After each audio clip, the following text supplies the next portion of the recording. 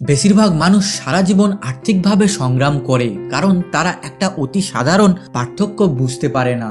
গরিব ও মধ্যবিত্ত শ্রেণীর মানুষেরা যেগুলিকে সম্পদ বলে মনে করে, সেগুলি আসলে তাদের পকেট থেকে টাকা বের করে নেয়। যেমন দামি মোবাইল, বড় বাড়ি, বিলাসবহুল গাড়ি, এগুলি সবই ইএমআইতে কেনা হয়। তাই মাস শেষে এগুলি খরচের বোঝা হয়ে দাঁড়ায়। এগুলি কোনো অ্যাসেট নয়, এগুলি লায়াবিলিটিস।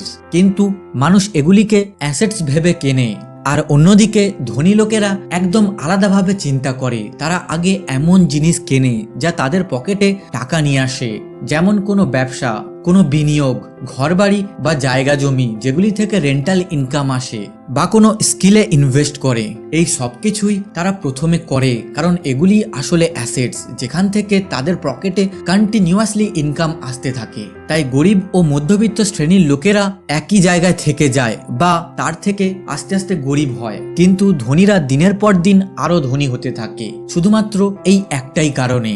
মনে রাখবেন, ধনী হওয়ার একটাই নিয়ম, আর সেটা হলো অ্যাসেটস অ্যান্ড লায়াবিলিটিস এর মধ্যে পার্থক্য বুঝে অ্যাসেটস কেনা। তাই এই জিনিসটা আজ আপনি না যদি বোঝেন, তাহলে আগামীকাল আপনিও এগিয়ে যেতে পারবেন না। আর বেশিরভাগ লোকের মতো আপনিও সারা জীবন ফাইন্যান্সিয়ালি স্ট্রাগল করতে থাকবেন। তাই এখন থেকে অ্যাসেটস অ্যান্ড লায়াবিলিটিস এর মধ্যে পার্থক্য বুঝুন এবং শুধু অ্যাসেটস কিনুন।